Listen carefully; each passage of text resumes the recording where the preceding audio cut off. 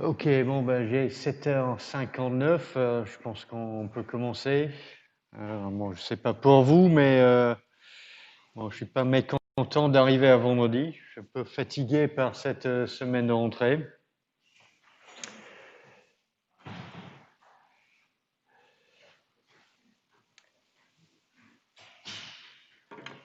Hier, on s'est quitté sur la voie de synthèse du peptidoglycane. Et je vais donc terminer avec la structure de la paroi chez les bactéries gram plus et gram moins par quelques autres structures qui différencient ces deux types de bactéries. Donc ici sur le schéma, on voit une structure de paroi de bactéries gram plus avec le membrane plasmique ici, le périplasme qui est l'espace entre la membrane plasmique et la couche de peptidoglycane, et une épaisse couche de peptidoglycane. Donc, un type de molécule que l'on retrouve chez les bactéries gram plus et pas chez les gram moins, ce sont des acides théicoïques et des acides lipothéicoïques. Donc, les acides théicoïques sont de longues polymères attachés par une liaison covalente sur une extrémité au peptidoglycane.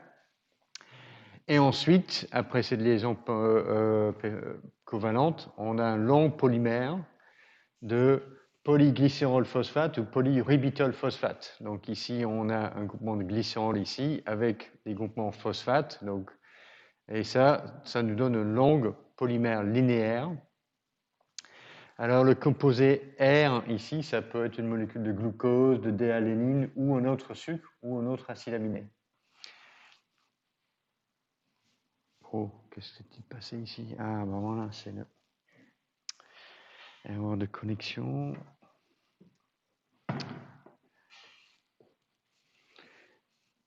Et donc, c'est une longue polymère linéaire fortement chargée négativement par tous ces groupes phosphates. C'est pour ça que c'est un acide. Et ces groupements phosphates vont interagir à différents niveaux du peptidoglycane par des interactions électrostatiques. Alors, l'acide lipothéicoïque, c'est la même chose, sauf que bon, on a une extrémité attachée, ou une extrémité lipidique qui s'insère dans la membrane plasmique. Et la fonction des acides théicoïques et des acides lipothéicoïques, c'est de lier les différentes strates de la couche épaisse de peptidoglycane entre elles.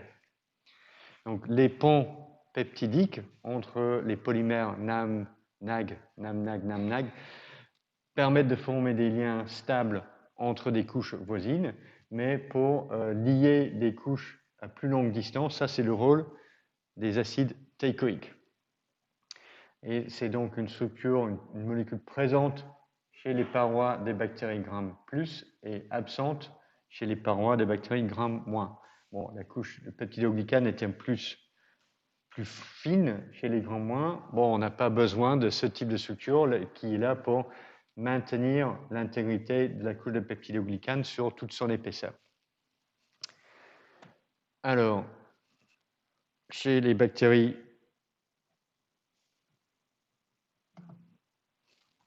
gram moins, la structure générale, c'est d'avoir... Bon, si je peux avoir ma flèche, ça part par là ou ça part par là. Ok, c'est d'avoir la membrane plasmique, le périplasme, une fine couche de peptidoglycane et une membrane externe. Et la présence de membrane externe pose des problèmes pour les bactéries gram moins parce que des petites molécules hydrophiles comme des sucres ou des acides aminés ne peuvent pas diffuser librement à travers une membrane, une bicouche lipidique. Donc ça, ce n'est pas un problème pour les bactéries gram plus parce que ici, la couche de peptidoglycane est perméable aux petites molécules.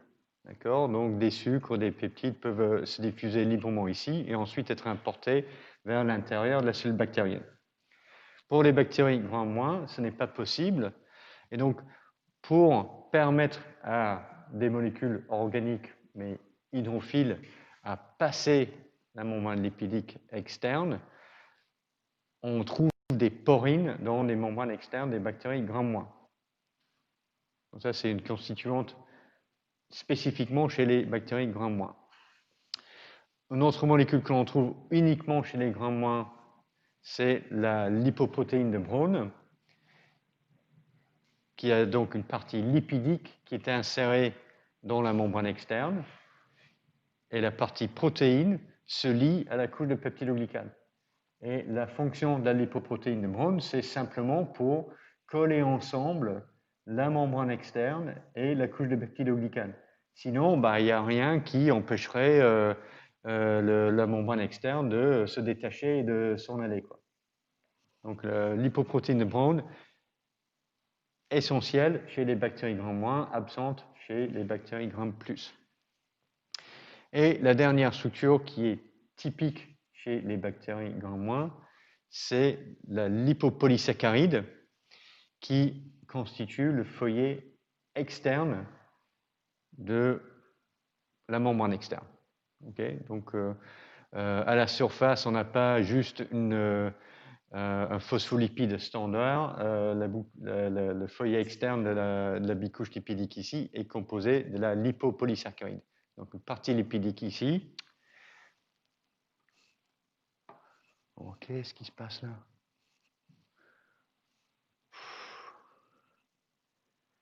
Problème de connectique.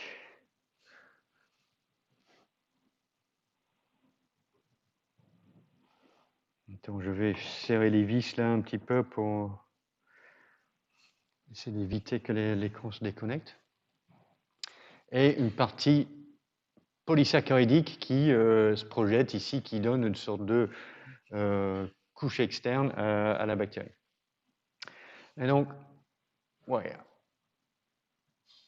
allez, je vais passer direct à la lipo. Oh non, allez, on va faire des petites questions là, comme ça tout le monde va se réveiller un petit peu. Ok, je vous propose de réfléchir à ça et je vais voir la question avant de passer à la considération de la lipopolysaccharide.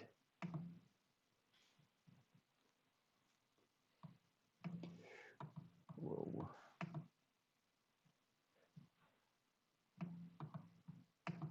Comment c'est? Ok. Wow. J'aurais dû démarrer avec ça, c'est un peu bête.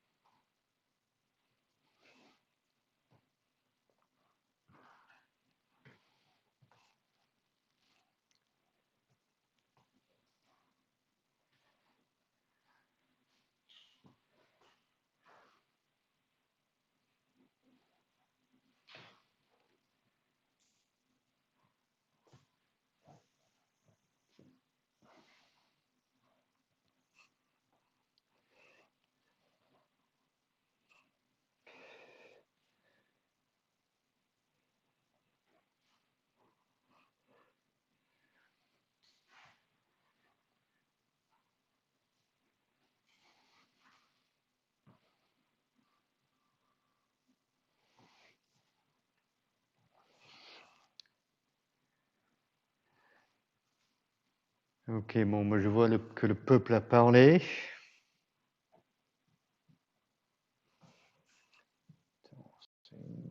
Ok, voilà. Et que dit le peuple? Ok, donc ça c'est les réponses que vous avez envoyées. Enfin, à peu près toutes les possibilités sont jugées faisables pour vous. Ok, là où on a les moins de votes, exprimer une transglycosidase qui ne fixe pas l'antibiotique, ça c'est une mauvaise réponse. Donc les bêta-lactamines, comme la pénicilline, inhibent les transpeptidases et pas des transglycosidases. Donc la réponse 3, c'est faux. Mais 4, ça c'est vrai, ça c'est un mécanisme de résistance possible et retrouvé chez certaines bactéries Gram+. Alors, exprimer un enzyme qui détruit l'antibiotique, également, c'est un mécanisme de résistance très répandu. Donc, quand vous cultivez les Escherichia coli transformés avec un plasmide qui donne la résistance à l'ampicilline, ce plasmide permet de coder pour une bêta-lactamase qui va détruire l'antibiotique. Donc, c'est exactement ce mécanisme-là. Et la réponse 2, il y a plein de monde qui pense que on peut juste se passer du peptidoglycane. Donc ça, c'est possible uniquement pour des bactéries, des mycoplasmes, qui sont des bactéries parasitaires. Et elles peuvent survivre sans peptidoglycane parce qu'elles peuvent récupérer le cholestérol dans la membrane des cellules eucaryotes. Mais pour une bactérie normale qui a un mode de vie un peu plus libre, qui récupère des nutriments dans le milieu externe, ce n'est pas une possibilité, ça. Donc la réponse 2, ça c'est faux.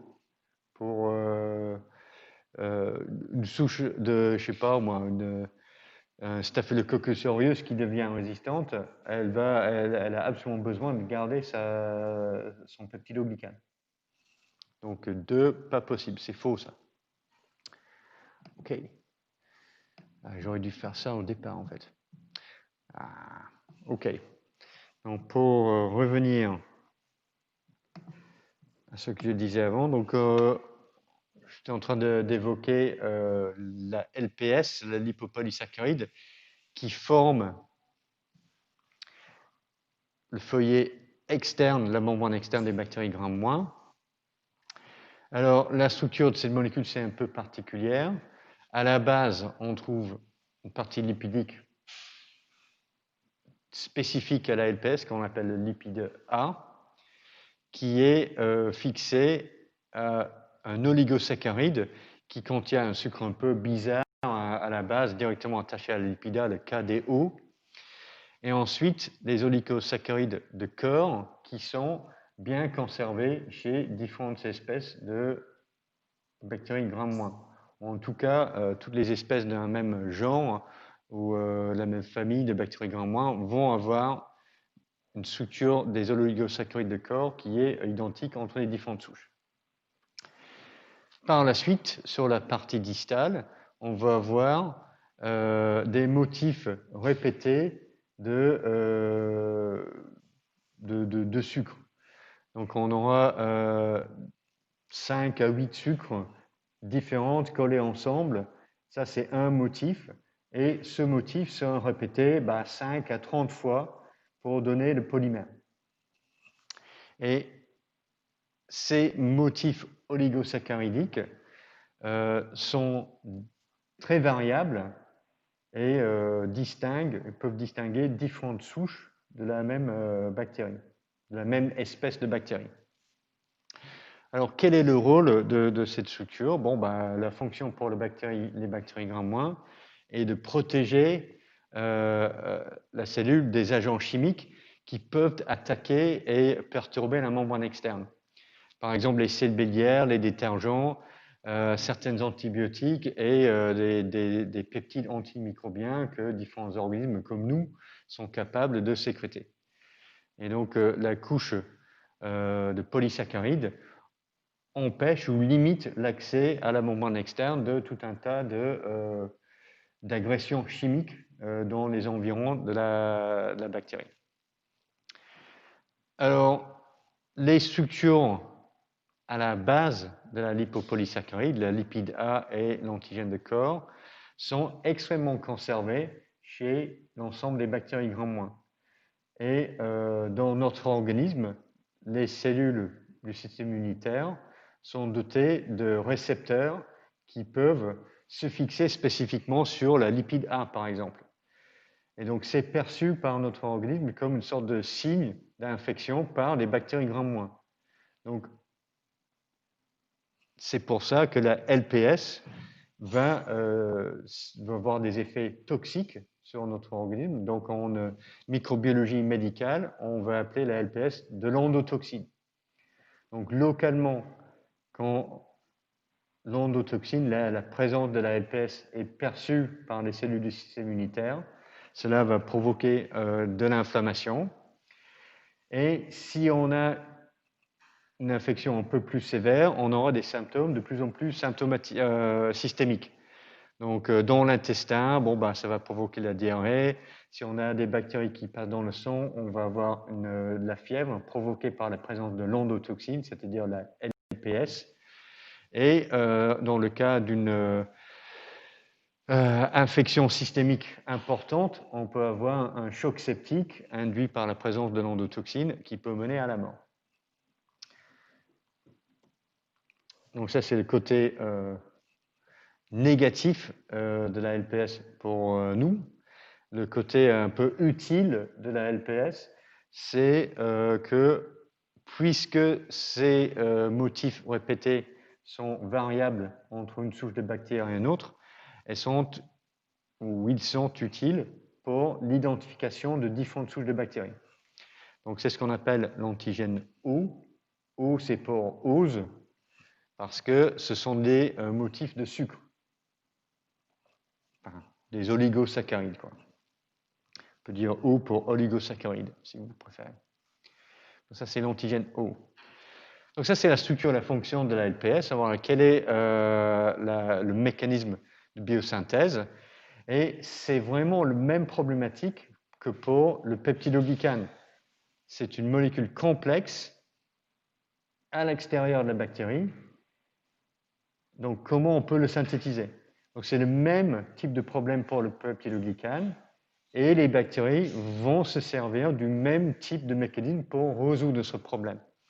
Donc, d'un côté, pour l'antigène de corps, les oligosaccharides de corps, ça va être synthétisé sur la lipide A dans la face interne de la membrane plasmique. Donc, on va synthétiser cet oligosaccharide de corps dans la membrane, dans le cytosol, là où on a accès à l'ATP, l'UMP, etc., l'UDP, l'énergie métabolique. Et ensuite, une flippase va tourner le complexe lipide A antigène de corps dans le membrane plasmique de façon à mettre toute cette structure, à transloquer la structure vers le périplasme. Donc ça, c'est OK. Pour les motifs répétés des antigènes O, pareil, on va les synthétiser dans le cytosol et cette fois-ci attachés sur le bactoprénol pyrophosphate. Exactement comme le motif répété du peptidoglycane, le NAM-NAG pentapeptide. Donc cette fois-ci, on va juste synthétiser les motifs répétés d'oligosaccharides sur le bactoprénol. Une flippase va le retourner dans la membrane plasmique et du coup, le motif oligosaccharidique ici va se retrouver dans le périplasme. Ensuite, une transglycosidase va le transférer sur la chaîne d'antigène O en train de se former. Et au bout du transfert de 5, 10, 20 copies de ce motif répété, toute cette chaîne d'antigène O sera transférée par un autre transglycosidase sur l'antigène de corps. Donc on a réussi à synthétiser notre molécule de LPS dans le périplasme. Et la dernière étape, c'est la prise en charge de toute la molécule par un complexe composé de multiples protéines qui va la prendre et le transporter jusqu'à l'extérieur de la bactérie et l'insérer dans le feuillet externe de la membrane externe. Et ce transport-là va bien sûr coûter de l'énergie métabolique. Okay, donc vous n'avez pas besoin de connaître les détails de tout ça et les petites lettres sur les boîtes ici, mais juste un peu les étapes de base dans la biosynthèse. Okay, prochaine structure externe chez les bactéries, c'est la capsule.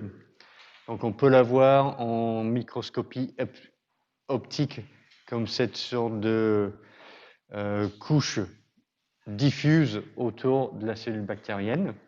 En microscopie électronique, on peut l'apercevoir également comme ça, comme une sorte de, je sais pas moi, une épaisse fourrure autour de la bactérie. Alors, la capsule, c'est un polymère, la plupart du temps, un polymère de polysaccharides. Des fois, la capsule peut être polypeptide. C'est une structure facultative chez certaines bactéries gram plus et chez certaines bactéries gram moins. Et comme l'antigène, comme la lipopolysaccharide, l'antigène de capsule peut être variable entre différentes souches de la même espèce de bactérie. Chez Streptococcus pneumoniae, par exemple, bon, il y a facilement 80-90 sérotypes différents d'antigènes capsulaires. Alors, à quoi ça sert à la bactérie? C'est un peu comme la LPS, il y a un rôle de protection contre des agents chimiques.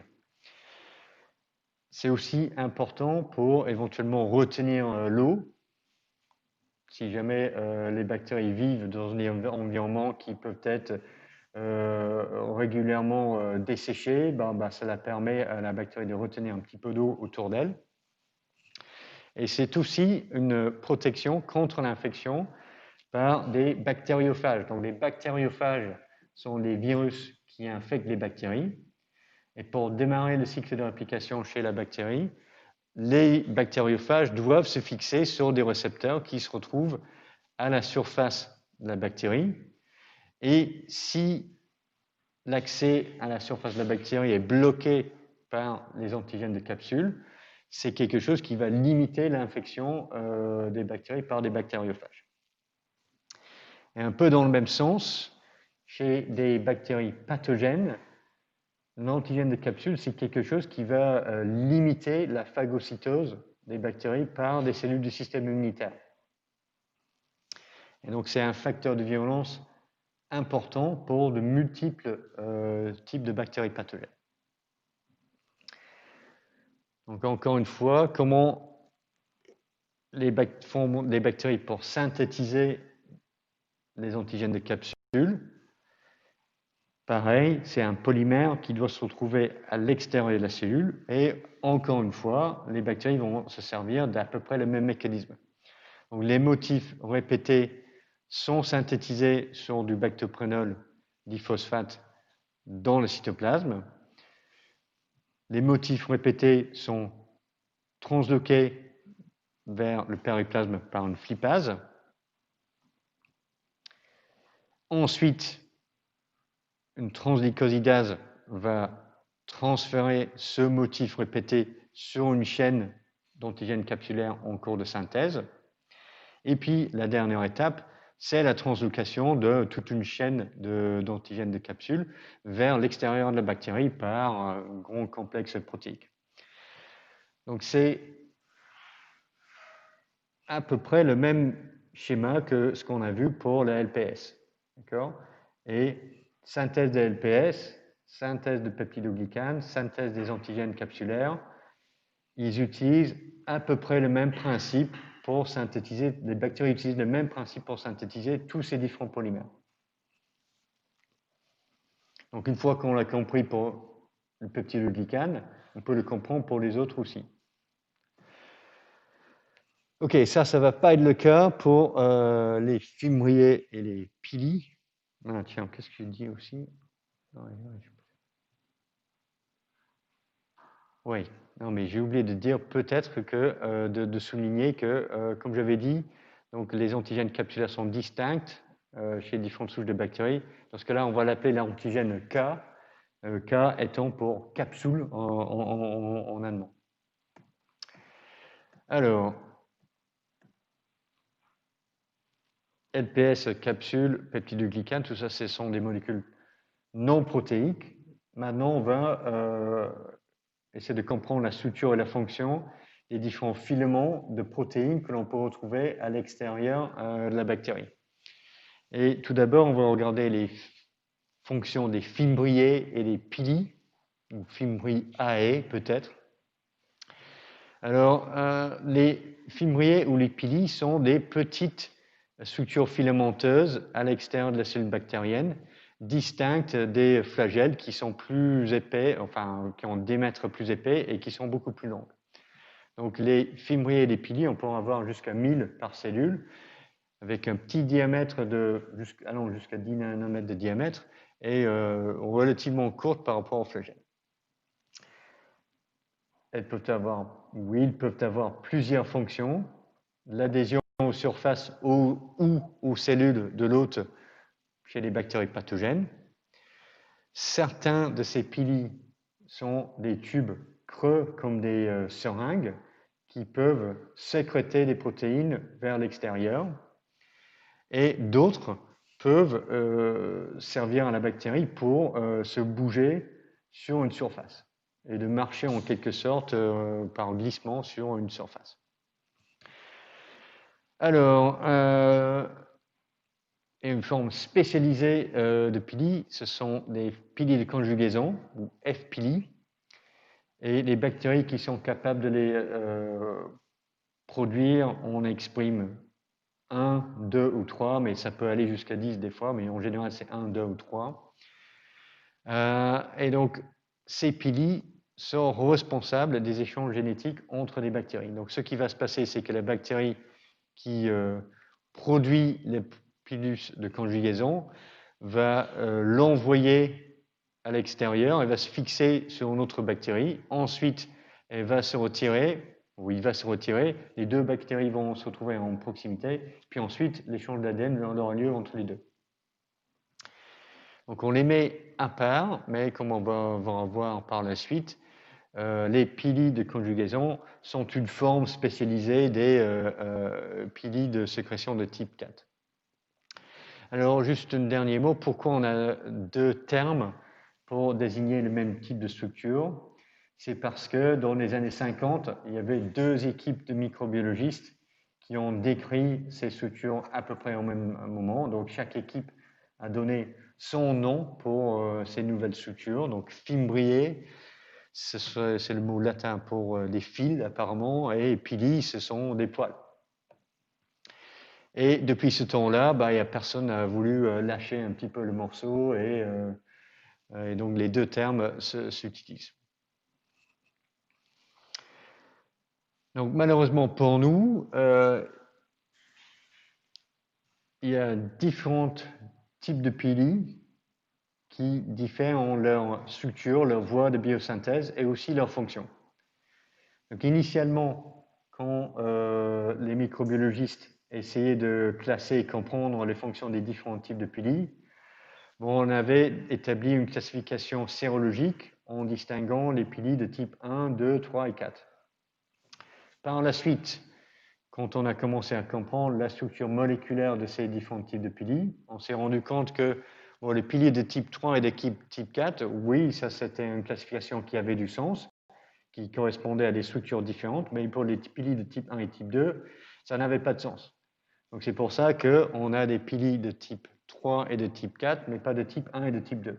Donc la classification a été modernisée et maintenant on parle de pili de type Chaperone-Usher ou CU, ou de pili de type Curly, de type 3 et de type 4. Et ça c'est vrai pour les bactéries Gram-. Donc des pili existent aussi chez les bactéries Gram+, mais c'est plutôt des choses qui ressemblent un peu aux pili Curly qu'on peut retrouver chez les bactéries Gram+. Les bactéries Gram+ n'ont pas de pili de type 3 et de type 4. D'accord? Alors, les pili de type CU ou Curly.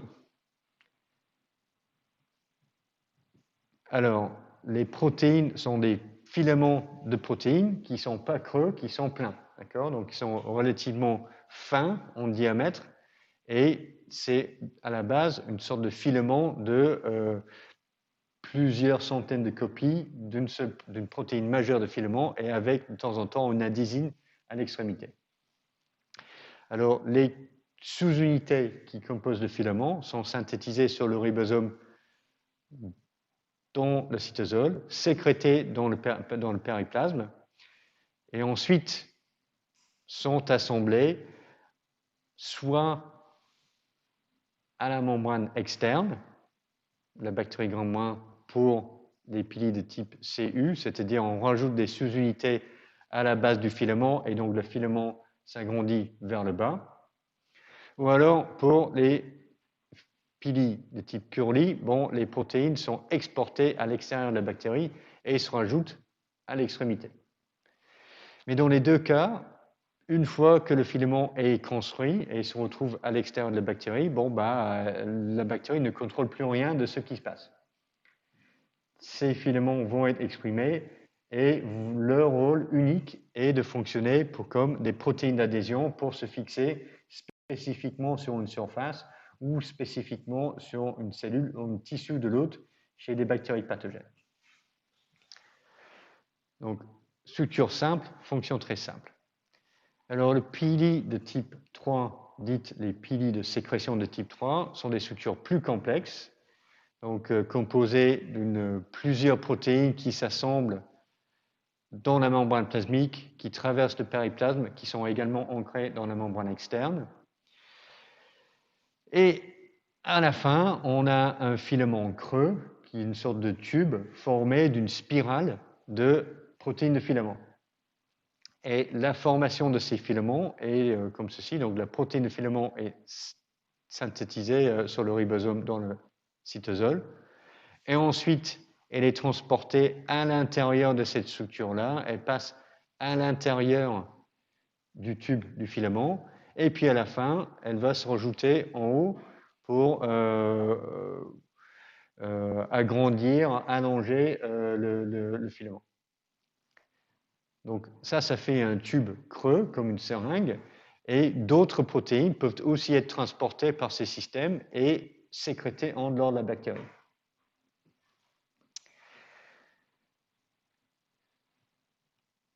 Alors, les pili de type 4, pareil, c'est une structure complexe avec des structures ancrées dans la membrane plasmique, la membrane externe, et un filament qui est composé, un filament qui est construit en forme de spirale. La différence ici, c'est que les sous-unités qui composent le filament sont ajoutées à la base ici. Donc au lieu d'être transportées à l'intérieur et sont ajoutées en haut, comme les protéines de filament des piliers de type 3, sur les piliers de type 4, les composantes sont ajoutées à la base et du coup, le filament est extrudé un petit peu petit à petit en ajoutant de plus en plus de sous-unités ici. Et puisque ça se passe dans la membrane plasmique, c'est un processus qui peut être contrôlé par la bactérie et qui est réversible. Donc, la bactérie peut rajouter les sous-unités de filaments de type 4, auquel cas le filament va s'allonger, ou la bactérie peut dépolymériser le filament ici, auquel cas le filament sera retiré à l'intérieur de la bactérie. Et les fonctions de filaments de piliers de type 4, c'est l'adhésion et la motilité par glissement. Et dernière chose, c'est une sorte de combinaison des deux fonctions ici, là, pour les piliers de type 4 de sécrétion.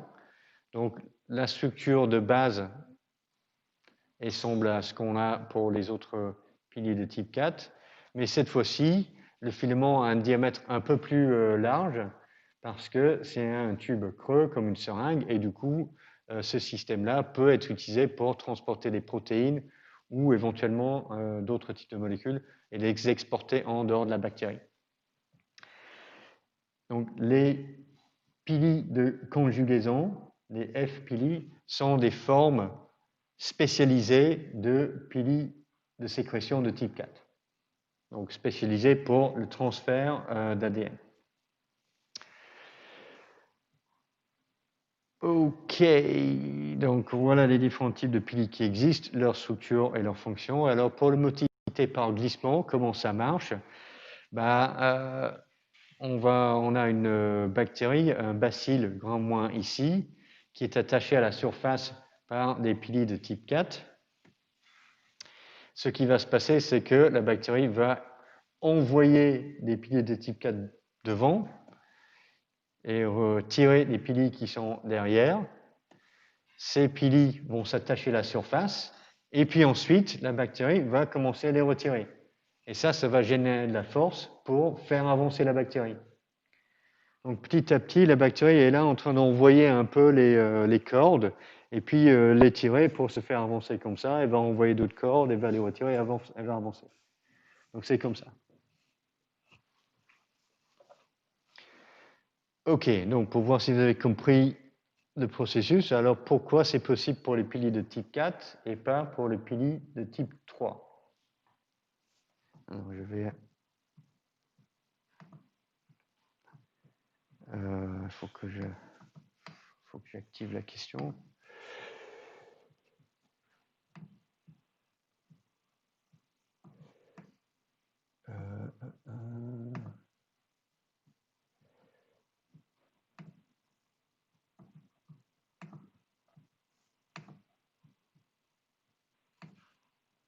Ok, ça démarre.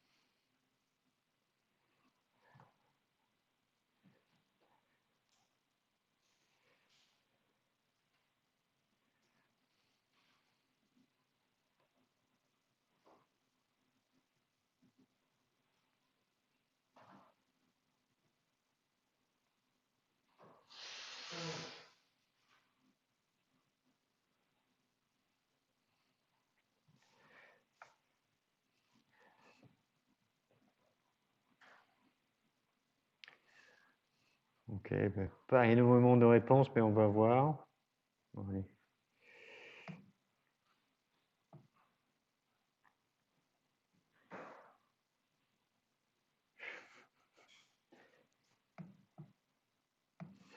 Ok, qu'est-ce qu'on a là?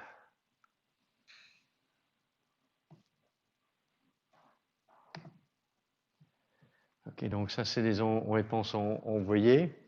Ok, 1 et 4, ça, c'est pas la bonne réponse. Vous avez bien vu ça, parce qu'ils sont creux. Non, ça n'a rien à voir. Creux ou pas creux, ça va être possible ou pas, mais ça n'a rien à voir. Parce que la dépolymérisation du filament nécessite de l'ATP. C'est peut-être plutôt l'inverse, mais même si c'était le cas, bon, ok, on peut le contrôler éventuellement parce que on a l'ATP dans le cytosol. Alors, on a deux possibilités ici, donc le 2 et le 3, donc 2 parce qu'ils sont ancrés dans la membrane externe, on ne peut pas contrôler leur dépolymérisation. Et là, c'est faux parce qu'on est en train de parler de piliers de type 3. 2, ça c'est la raison pour laquelle les piliers de type CU ou de Curly ne peuvent pas faciliter le mouvement par glissement. Mais les piliers de type 3 de sécrétion sont construits par une structure qui est ancrée dans la membrane plasmique, qui traverse le péritasme. Donc 2, c'est faux. Et du coup, la bonne réponse est 3. C'est parce que les sous-unités du filament sont ajoutées à l'extrémité distale du filament. Et donc ça se passe à l'extérieur de la bactérie. Et donc une fois que c'est fait, on ne peut pas le dépolymériser parce que la bactérie ne contrôle pas ce qui se passe à l'extérieur d'elle-même. Donc c'est ça le point principal ici, là. Donc Donc les pili de type 4 sont uniques parce que la polymérisation se fait à la base du filament, dans la membrane plasmique, et c'est pour ça que la bactérie peut le contrôler et le faire et le défaire. OK.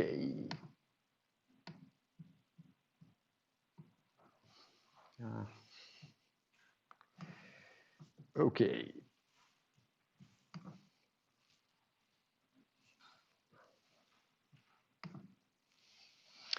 OK, donc on va passer au flagelle, et ça va être fini pour les structures externes de la cellule bactérienne.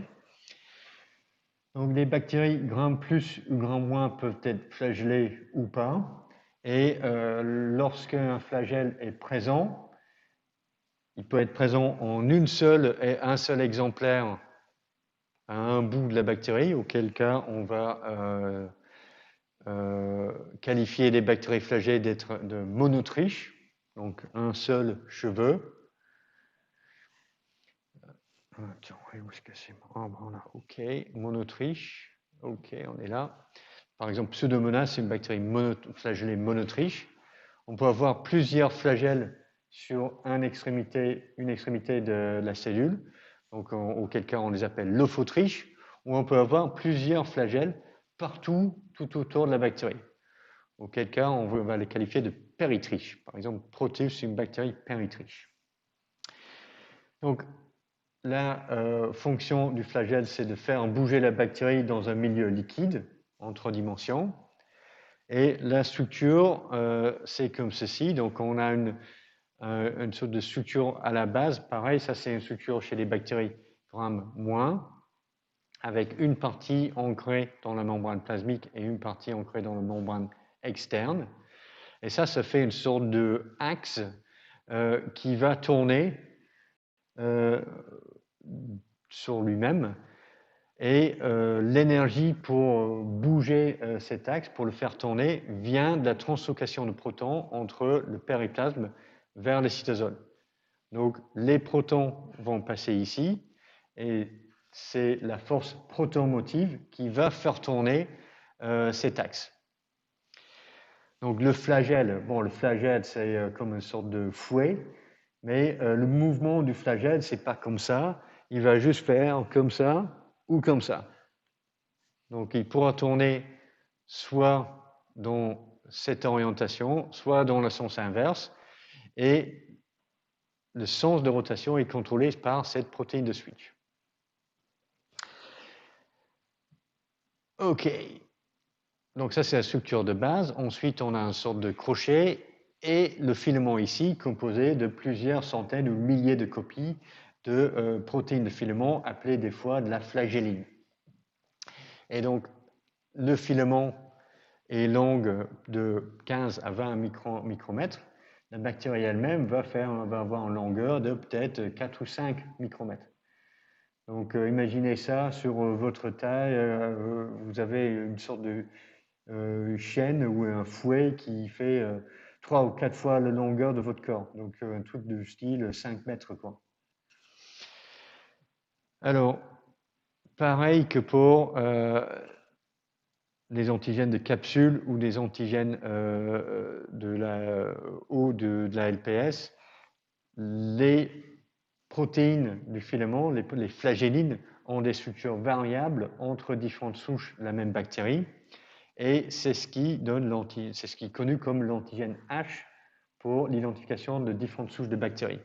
H pour heat, parce que ce sont des antigènes constituées en protéines, elles sont donc sensibles à la chaleur, ce qui n'est pas le cas pour l'antigène O ou l'antigène K.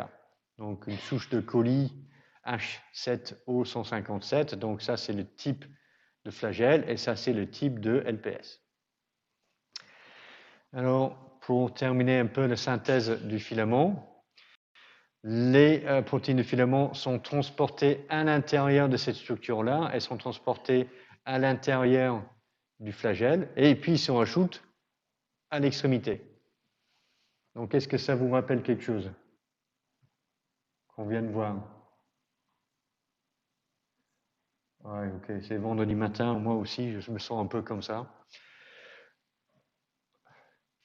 C'est-à-dire amorphe et non responsive. Ok, ça ressemble vraiment à come back. Voilà, no, too far. Ok, ça ressemble vachement à la structure de base et le mécanisme de production du filament des flagelles, ça ressemble exactement à au pilier de sécrétion de type 3. Et donc ça, c'est très intéressant parce que le flagelle bactérien, c'est une sorte de machine moléculaire assez complexe et assez perfectionnée pour effectuer une fonction précise chez la bactérie. Et c'est difficile d'imaginer comment on a pu construire ça si on commençait à partir de zéro. Comment la bactérie a pu évoluer un tel mécanisme. Mais en fait, le flagelle n'a pas évolué à partir de rien. Elle a évolué à partir des structures préexistantes qui sont des piliers de sécrétion de type 3. Et pour le changer en quelque chose qui tourne, ben, il faut juste rajouter un moteur à la base, quoi. Donc, tout ce type de structure-là existait et probablement avait de fonctions différentes chez les bactéries grand moins. Et puis, on colle un moteur sur le truc et puis ça marche, quoi. Donc, on n'avait pas besoin de l'inventer à partir de zéro. Ok, donc, donc la fonction des flagelles, c'est de faire bouger les bactéries dans un milieu liquide en 3 dimensions. Donc, si moi ou un ingénieur essaie de construire une machine pour bouger en 3 dimensions, on se dirait, ouais, ok, on a besoin d'un truc pour faire avant-arrière, un autre truc pour faire à droite-gauche et un autre truc pour faire en haut et en bas. On veut bouger en 3 dimensions, on a besoin de sortes de trois types de moteurs pour nous faire bouger dans tous les sens. Ben, le flagelle ne peut pas faire ça. Il peut faire que 2 choses. Soit il peut tourner dans un sens, donc il peut tourner soit dans le sens des aiguilles d'une montre, ou alors il peut tourner dans le sens à l'inverse des aiguilles d'une montre, donc counterclockwise, CCW. Et si le flagelle tourne dans le sens inverse, contraire aux aiguilles d'une montre, ce qui va se passer, c'est que la bactérie va avancer en ligne droite. En revanche, quand le flagelle tourne dans le sens des aiguilles d'une montre, ce qui va se passer, c'est qu'elle va tourner sur elle-même de façon aléatoire sur place. Donc, les bactéries avec une flagellée n'ont pas avant, arrière, gauche, droite, en haut, en bas. Elles ont 2 modes de motion, en ligne droite ou aléatoire. Donc ça, c'est vrai pour les bactéries monotriches. C'est également vrai pour les bactéries péritriches, parce que chez les bactéries péritriches, tous les flagelles vont être en rotation dans le même sens. Donc, tous les flagelles vont être en rotation à l'inverse des aiguilles d'une montre et la bactérie va avancer, ou alors tous les flagelles vont tourner dans le sens des aiguilles d'une montre et la bactérie va tourner sur elle-même de façon aléatoire. Et c'est l'alternance entre ces 2 modes, ligne droite ou aléatoire, qui va permettre à la bactérie de se bouger d'une façon qui est logique, c'est-à-dire elle va pouvoir avancer vers des sources de glucose, des sources d'acides aminés, des choses comme ça, et cela va aussi permettre aux bactéries de éviter, je sais pas, les conditions trop acides ou des choses comme ça. Alors, comment ça marche? Quelles sont les règles utilisées par des bactéries pour effectuer une motilité en 3 dimensions qui est un peu sensée? Donc ici, le schéma, c'est censé représenter une source de glucose qui est en train de libérer le glucose en solution liquide tout autour d'elle. Donc près de la source de glucose au centre ici, la concentration sera très élevée. Et plus on s'éloigne, moins on aura de glucose. Donc on a un gradient de concentration de glucose allant de très faible ici jusqu'à très fort là-bas.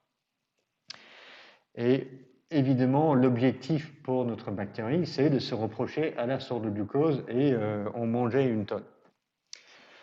Alors, initialement, on aura notre flagelle qui tourne dans le sens des aiguilles d'une montre. Et ça va nous donner un changement de direction aléatoire. Donc, la bactérie va se tourner sur elle-même pendant un petit moment. Et à un moment donné, bon, le sens de rotation du flagelle va s'inverser. Et du coup, elle va commencer à bouger en ligne droite. OK ? Et tant que la bactérie monte le gradient de concentration, c'est-à-dire qu'elle se rapproche de la source de glucose, le sens de rotation du flagelle ne changera pas. Elle continuera à avancer en ligne droite. Mais à un moment donné, ce qui va se passer, c'est qu'elle va avancer trop loin. Elle va faire un overshoot. Elle va dépasser la source de glucose. Donc elle finira par descendre le gradient de concentration, donc la concentration de glucose locale va devenir de plus en plus faible. Et lorsque cela arrive, le sens de rotation du flagelle va se changer encore, et du coup, elle va tourner dans le sens des aiguilles d'une montre, et la bactérie va changer de direction à nouveau, de façon aléatoire, et ensuite changer et retourner dans une motion linéaire. Et petit à petit, avec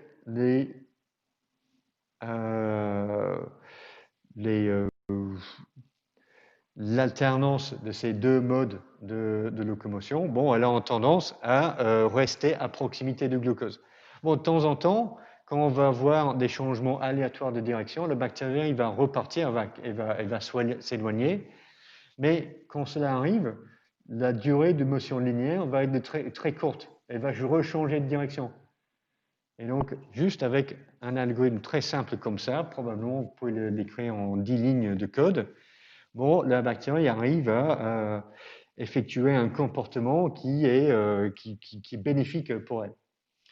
Et évidemment, ce code-là n'est pas écrit en Python, mais c'est écrit en biochimie à l'intérieur de la bactérie. OK. Donc, on va faire encore une petite pause là pour vous, là, pour voir si vous avez suivi quels sont les antigènes qui sont utiles pour l'identification des différents types de bactéries.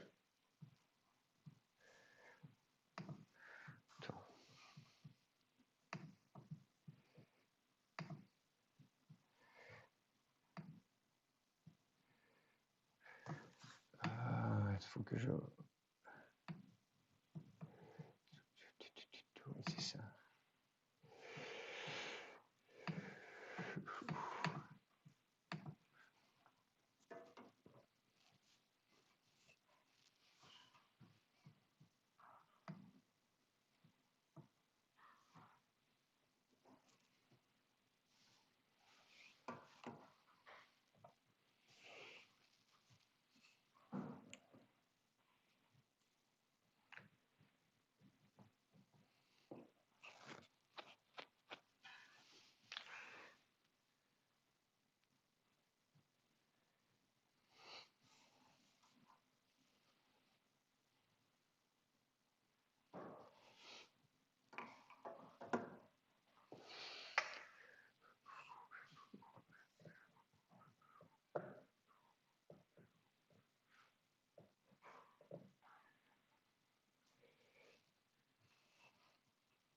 OK, pas mal de réponses. Bon, allez.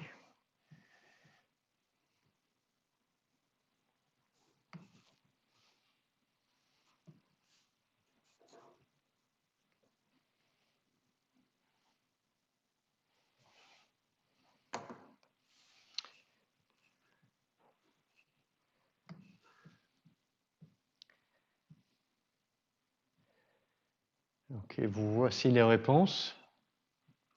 OK, les réponses correctes, ce sont les motifs O dans la LPS et les antigènes capsules. Toutes ces deux choses-là sont utiles pour l'identification. Pour les autres, ce sont des mauvaises réponses. Le peptidoglycane, ce n'est pas utile parce que c'est une structure conservée chez l'ensemble des bactéries gram plus et gram moins. En termes de structure moléculaire, c'est très très semblable. Donc ce n'est pas assez varié ou variable en termes de structure pour être utile. toutes les bactéries vont être positives pour le peptidoglycane. Donc ça ne va pas être très discriminant. Et c'est un peu la même chose pour l'oligosaccharide de corps de la LPS. Donc ça, c'est une structure conservée chez différentes espèces de bactéries au même genre. Donc on ne va pas pouvoir distinguer différentes espèces de bactéries ou différentes souches de bactéries avec cette structure-là. Donc trop conservée. Et par contre, le pili de type CU, ça, ce n'est pas utile, et c'est plutôt l'inverse, c'est trop variable. Donc une seule souche de bactéries peut en exprimer 2 ou 3 types de CU pili ou 0, et donc du coup, ça va être trop variable. Tandis que une souche de bactéries grand moins va posséder un seul type d'antigène O. D'accord? Et pareil pour les antigènes de capsule. Une bactérie encapsulée aura un seul type d'antigène K. Tandis que pour les CU pili, bon, bah, ça va être plusieurs types, ça peut être plus ou moins exprimé en différentes phases de croissance de la bactérie, donc c'est trop variable pour être utile. Le peptidoglycane et l'oligosaccharide de corps, c'est l'inverse, c'est pas suffisamment variable. Ok. Oh.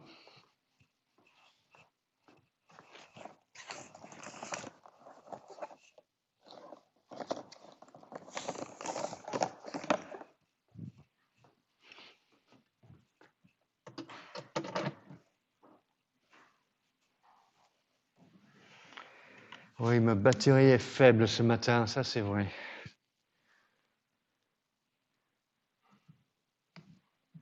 Ok. Donc ça c'était la réponse ici.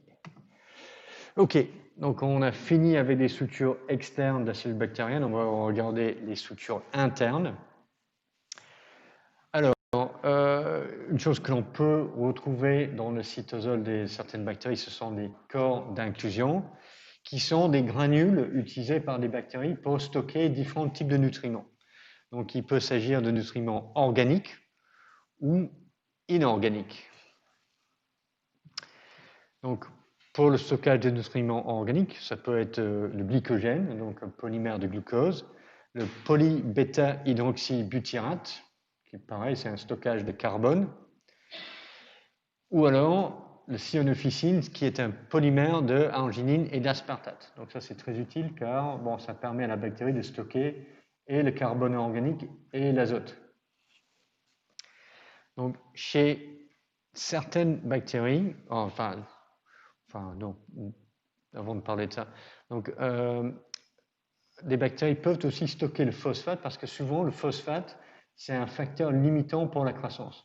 Donc quand la bactérie pousse dans un environnement riche en phosphate, elle peut stocker le phosphate en excès dans les granules de polyphosphate et ça va servir comme un stockage, une réserve lorsque la bactérie se retrouve dans des conditions pauvres en phosphate.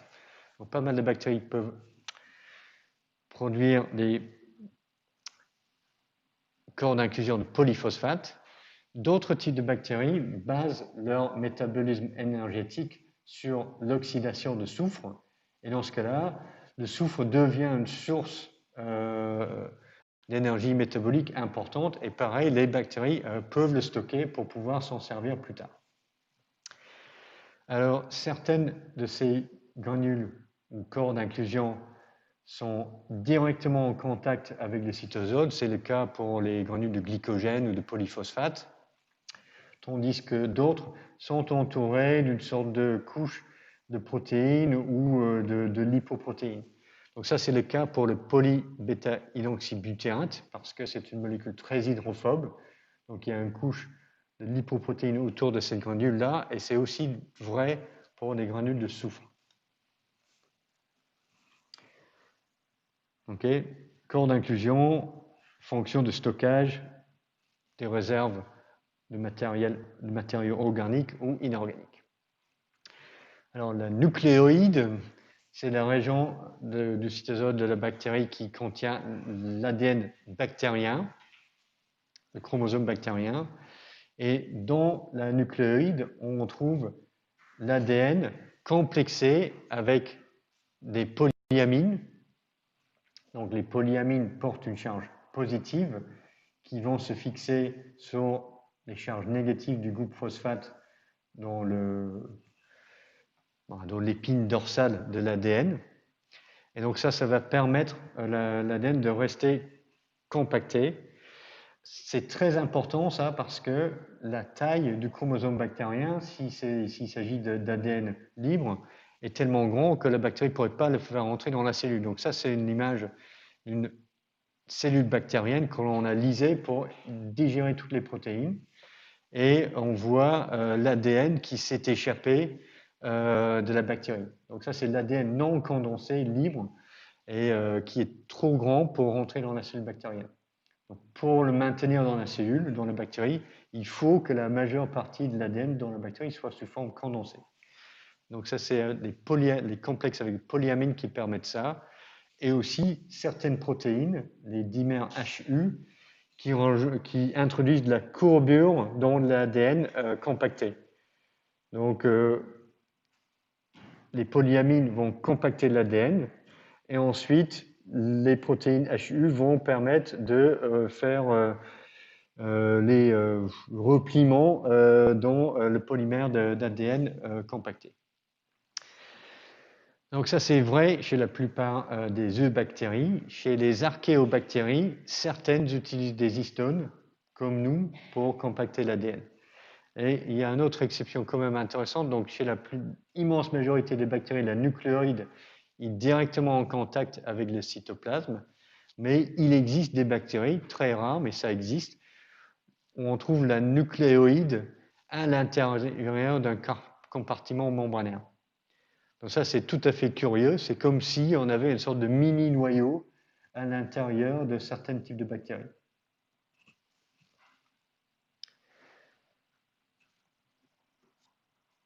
Donc le noyau, c'est quelque chose que l'on retrouve uniquement chez les eucaryotes. Ce n'est pas censé exister chez les bactéries, et c'est vrai que ça n'existe pas chez l'immense majorité de bactéries. Une autre chose que l'on disait classiquement n'existe pas chez les bactéries, c'est un cytosquelette. Mais depuis une vingtaine d'années, on comprend qu'en fait, ce n'est pas tout à fait vrai ça.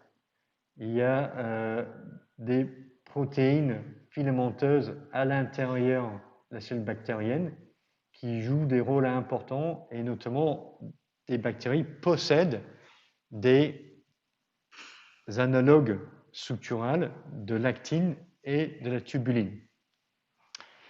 Donc les protéines MREB chez les bactéries gram- ou MBL chez les bactéries gram+, sont des homologues de l'actine. Donc c'est-à-dire elles peuvent exister dans le cytosol sous forme monomérique en soluble ou sous forme filamenteuse. Et la fonction des protéines MREB ou MBL, c'est de former des filaments qui vont donner la forme allongée des bacilles. Donc ça, c'est une image en microscopie à fluorescence d'une Bacillus subtilus qui exprime une protéine fusion MBL-GFP, donc la protéine fluorescente verte, qui permet de visualiser la forme en spirale des filaments de MBL à l'intérieur de la bactérie. Et c'est ça qui permet à la cellule bactérienne d'avoir cette forme allongée. Et donc, lorsqu'on mute les protéines MREB ou MBL, les bactéries mutantes perdent leur forme en bâtonnet et deviennent des cellules sphériques comme des coques. Donc ça, c'est très important parce que c'est la présence ou l'absence de protéines MREB ou MBL qui détermine la forme de la bactérie, si c'est un coque ou un bacille. Alors, l'autre analogue des protéines de structure, des protéines de cytosquelette qu'on trouve chez les bactéries, c'est la protéine FTSZ, qui a une structure semblable à celle des tubulines. Alors, le rôle de la protéine FTSZ chez les bactéries, chez Escherichia coli et d'autres grand moins, Donc, lorsque la bactérie est en train de pousser et la réplication de l'ADN se démarre, donc on commence à voir une... Donc ça, c'est notre chromosome bactérien ici, l'ovale ici, ça c'est notre bactérie. Les petits points là, ce sont les monomères de FTSZ. Alors, lorsque la réplication de l'ADN se démarre, les protéines FTSZ vont commencer à se polymériser et former un anneau qui va délimiter la ligne qui va séparer les deux cellules filles de la bactérie. Donc, les deux copies de l'ADN de chromosome bactérien vont migrer vers différentes extrémités de la cellule bactérienne. Et l'anneau des FTSZ va organiser les protéines qui se mettent en place pour scinder la cellule bactérienne en deux. Donc FTSZ joue un rôle extrêmement important dans la ségrégation chromosomique et la division cellulaire chez les bactéries. Donc ça, c'est quelque chose d'assez remarquable parce que l'homologue structurel le plus proche de FTSZ chez les eucaryotes, c'est la gamma-tubuline. Donc, la gamma-tubuline, c'est la tubuline qui provoque la formation des centrioles et le fuseau mitotique qui est essentiel pour la ségrégation chromosomique chez les cellules eucaryotes. Donc, il y a énormément de différences dans le mécanisme de la mitose chez les eucaryotes et la réplication de l'ADN et la ségrégation de l'ADN chez les bactéries. Mais néanmoins, à la base de ces deux processus qui sont très différents, on a une protéine très semblable qui joue un rôle clé. Donc ça, c'est très intéressant parce que cela implique que peut-être vraiment à un temps très reculé à l'origine des cellules eucaryotes, peut-être le mécanisme de réplication de l'ADN et de ségrégation chromosomique était basé sur un système un peu plus simple, tel qu'on le voit chez les bactéries. Ok, donc on a un petit quart d'heure. Je pense que on peut considérer un petit peu les endospores bactériens et ça va être fini pour les structures de la cellule bactérienne. Ok, donc les endospores sont des structures que l'on peut apercevoir à l'intérieur des cellules bactériennes chez certaines gram positifs, certaines gram plus. Les bactéries gram moins ne forment jamais d'endospores. Donc c'est un élément d'identification chez les bactéries gram plus, parce que ce n'est pas toutes les bactéries gram plus qui forment des endospores non plus. Et la forme et la localisation de l'endospore permet de distinguer différents types de bactéries gram plus. Donc on peut distinguer un bacillus d'un clostridium par la position de l'endospore.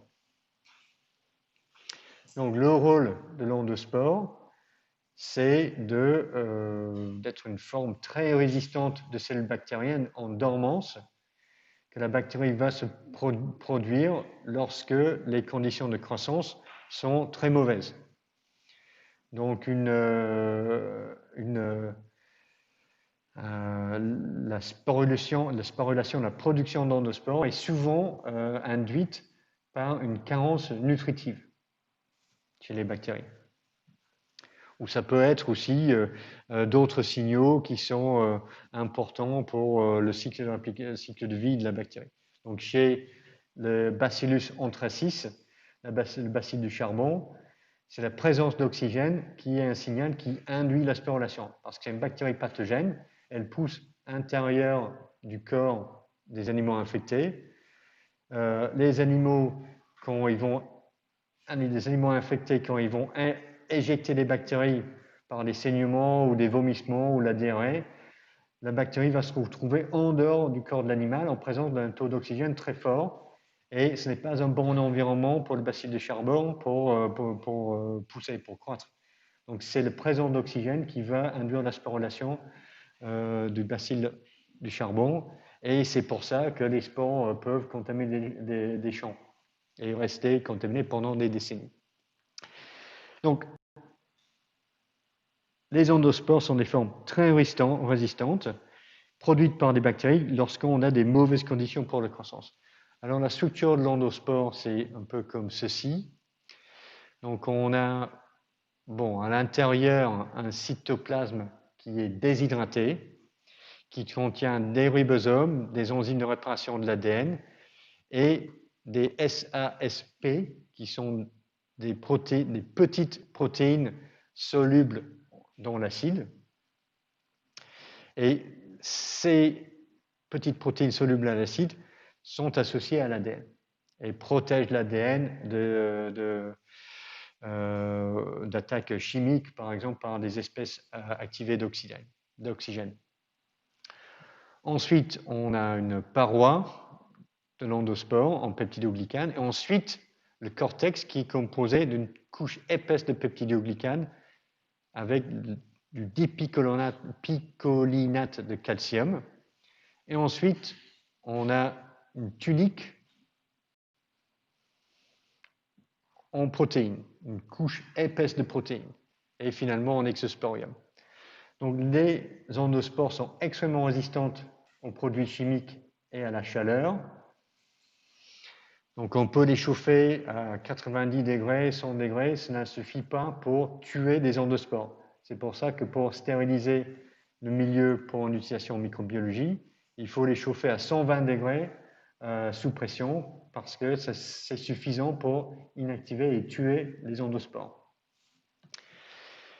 Donc la tunique externe en protéines, c'est une sorte de grosse couche épaisse qui va empêcher, qui est imperméable à l'eau et aux attaques chimiques. Donc c'est une couche épaisse qui va protéger le cytoplasme de l'endospore d'être abîmé par de l'alcool, de la javel, des choses comme ça. Donc super résistante. Donc, néanmoins, l'idée, c'est que l'endospore va résister pendant un certain temps, mais qu'au bout d'un moment, elle va pouvoir se réactiver et germer et faire pousser à nouveau des cellules bactériennes. Donc, intrinsèquement, chaque endospore bactérien doit être capable d'être réactivé. Et la réactivation, souvent, nécessite 2 étapes. La première étape, qu'on appelle l'activation, est une sorte de dégradation soit chimique, soit physique de la tunique externe en protéines. Donc, soit la chaleur qui peut abîmer la tunique externe en protéines, dénaturer les protéines un petit peu et les rendre un peu plus perméables, ou une dégradation enzymatique de la couche de protéines qui va les rendre plus perméables. Donc ça, c'est la première étape, activation, souvent par la chaleur. Ensuite, pour activer la germination de l'endospore et la réactivation de l'activité métabolique ici, il faut que la tunique externe est devenue un peu plus perméable. Donc, il y a de l'eau qui peut diffuser vers l'intérieur de l'endospore. Il y a aussi d'autres composants organiques comme des sucres ou des acides aminés qui peuvent diffuser à travers la tunique externe après son activation et arriver ici. Et la présence d'acides aminés, de sucres, de nutriments est essentielle pour stimuler la germination. Ce qui va se passer, c'est que ces composantes qui vont stimuler la germination arrivent dans le cortex. Le cortex va libérer le dipicolinate qui va se mettre à diffuser vers l'extérieur de l'endospore dans les couches de la tunique interne et externe. Et là-dedans, on aura des enzymes qui sont capables de dégrader les tuniques externes, enfin la tunique et le cortex. Et c'est le dipicolinate qui va les activer. Et donc, la dégradation de toutes ces couches épaisses est quelque chose qui est contrôlé par l'endospore en fonction des conditions dans lesquelles l'endospore se retrouve. Ok, donc ça c'est pour l'activation et la germination. Alors, on va juste regarder un petit peu le mécanisme de sporulation. Donc là encore, on a un sorte de petit problème ici parce que l'endospore, pareil, elle est entourée de tout un tas de structures polymériques complexes et on ne voit pas très bien comment un endospore qui n'a aucune activité métabolique pourrait synthétiser ces couches successives de protéines et de peptidoglycanes. Mais en fait, la réponse, c'est que ce n'est pas l'endospore qui synthétise tout ça, mais c'est le sporangium, la structure qui soutient l'endospore, qui va le faire. Et le sporangium vient d'où? Ben, ça vient d'une division asymétrique de la cellule bactérienne qui va donner l'endospore et le sporangium. Donc normalement, quand des bactéries se divisent en phase de croissance, on a une cellule mère qui va se diviser en deux et va donner deux cellules filles identiques. Et chaque cellule fille va se diviser et puis ainsi de suite. Lorsque la sporulation est induite, ce qui va se passer, c'est que la division sera asymétrique. On aura une cellule fille plus grande qui va devenir le sporangium et une cellule fille plus petite qui va petit à petit arrêter toute son activité métabolique et va exprimer juste des enzymes de réparation de l'ADN, des SASP, va déshydrater son cytoplasme et devenir inactive. La cellule fille la plus grande, le sporangium, va entourer l'endospore. Et une fois qu'elle est entourée, c'est le sporangium qui va sécréter et former le cortex et les différentes couches de la tunique de l'endospore. Et finalement, quand l'endospore a été produite ou elle est finie, le sporangium va s'éclater et va mourir. Donc, ça, c'est un peu la solution utilisée par la bactérie pour former ces structures. Alors, pourquoi c'est intéressant? Parce qu'on a, dans une forme très simplifiée ici, deux processus essentiels qui sont nécessaires pour le développement des organismes multicellulaires. La différenciation cellulaire. On commence avec une cellule mère et elle va donner naissance à deux cellules filles qui sont différentes et avec des destins qui sont radicalement différents. Donc une va devenir l'endospore et l'autre va devenir le sporangium et mourir. La mort programmée, la mort cellulaire programmée du sporangium, c'est également un processus essentiel dans le développement embryonnaire. Donc normalement, on pense que ces deux choses-là, la différenciation cellulaire et la mort cellulaire programmée, sont uniquement présentes chez des organismes multicellulaires complexes, comme nous, comme des arbres, les plantes, etc. Mais on voit que déjà chez les bactéries, elles existaient dans une forme très très simplifiée. D'accord? Donc encore une fois, les eucaryotes, bon, on n'a pas tout inventé, mais on a juste perfectionné et rendu plus complexes des systèmes qui préexistaient dans une forme plus simple chez les bactéries. Ok, bon, je vais m'arrêter là et on reprendra, c'est quoi, c'est lundi prochain? Bon, en tout cas, la prochaine fois.